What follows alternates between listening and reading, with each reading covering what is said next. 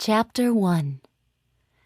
For the third night in a row, the man stood under the streetlight, staring up at our apartment, his face hidden by a red ball cap pulled down to just above his eyes. I closed the curtain, trying to keep my movements slow so he wouldn't notice me watching him. But I couldn't keep my fingers from trembling. "What's the matter, Mama?" I turned to smile at Charity. Though only 6, she knew when I was worried or afraid. Unfortunately, there'd been a lot of that lately. "Nothing, honey. Did you finish your carrots?" She grimaced. "They're too gushy tonight." I sighed and came back to the table, trying not to let her see my fear. "They're supposed to be gushy. I cooked them." She wrinkled her button nose. "I like them hard. You know that." "You eat those carrots, Charity Lynn Engel, right now."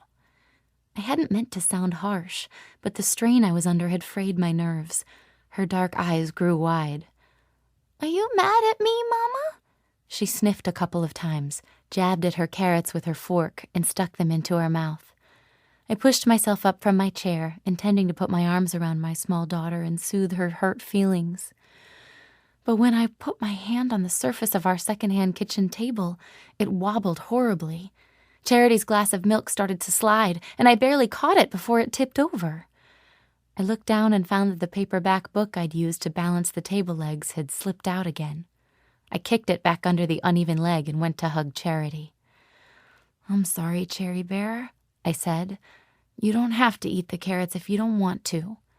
She held out her soft, chubby little girl arms. "It's okay, Mama. They're not really, really bad. Just kinda bad." I stroked her soft black curls while I gazed around our small apartment. It wasn't fancy, but it had been home. Unfortunately, that wouldn't last much longer.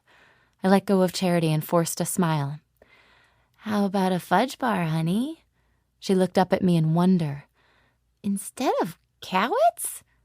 "Yes, instead of carrots." She giggled, any trace of injured feelings gone like smoke in the wind. If only I could dismiss my own concerns so easily. She jumped down from her chair and skipped over to the refrigerator. "Can I have both halves?" I usually broke the ice cream treat in 2, not wanting her to eat too much sugar before bed. But tonight I didn't care. I reached into the small freezer and pulled a fudge bar out of the box, handing it to her without comment. "Oh boy, thanks, Mama. Can I watch Dora the Explorer for a while before I have to go to bed?" I glanced at the clock. "You have 30 minutes, but when I say it's time to turn off the TV, no arguing. Promise?" She bobbed her little head up and down with enthusiasm. "Promise!" I waved her on, and she scurried into the living room before I could change my mind. Not long after we moved in, I purchased a second-hand TV and a DVD player. We couldn't afford cable, but I'd found a stack of children's DVDs at a yard sale during the summer. At 50 cents each, they provided my daughter with hours of entertainment. Best $10 I'd ever spent. As soon as I heard the TV come on, I grabbed my cell phone out of my purse, which was on the kitchen counter. Megan answered after the 4th ring. "It's me," I said. "Oh, Lizzie, I tried to call you earlier, but I guess you weren't home." "I guess not," I said, trying to sound nonchalant. Not easy to do when you're lying. I'd been too upset to talk on the phone. It wasn't easy now, but I knew I'd have to face Megan eventually. "I still can't believe it," she said. "You've been such an asset at Harbor House. If Sylvia was still here, but she's not. Reba's been almost impossible to work with from day 1, but her attitude got really bad after her boyfriend showed a little too much interest in me." Sylvia Martinez had been the director of Harbor House, a shelter for abused women, for 20 years. But after her second heart attack, she finally took her doctor's advice and resigned. Reba, her temporary replacement, didn't get along with anyone at the shelter, but she'd been treating me particularly bad ever since her city council boyfriend, James Webb, picked her up from work one night. There had been rumors about his ethics and under-the-table deals for as long as I'd been at Harbor House, and Megan and I were pretty sure he was responsible for getting Reba the interim director's position. The evening Reba reluctantly introduced him to me, his eyes had lingered on me a little too long, traveling slowly up and down my body. By the next morning, Reba's already rancorous attitude toward me had turned toxic. Today, she'd finally taken revenge.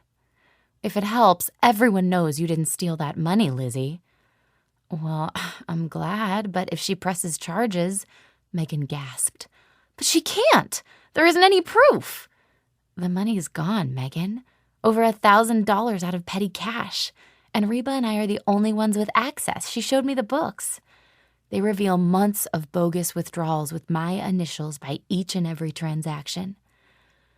Whoever copied my writing did a pretty good job. At first, even I thought it was genuine." Megan snorted. "I suppose the fact that Reba used to be an accountant and knows exactly how to doctor the records doesn't enter into this at all." I sighed.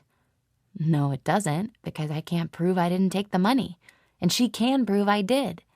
If she calls the authorities, I could lose charity, and I won't take that chance. Besides, without a job, I can't pay for this apartment." "You know that Jim and I would be happy to help you." "Thank you, Megan, but that won't solve my problems. I've got to get away from here in case Reba pushes this further. Besides, that man is still following me." "No! Did you call the police?" I sighed and glanced toward the kitchen window. Should I risk another look?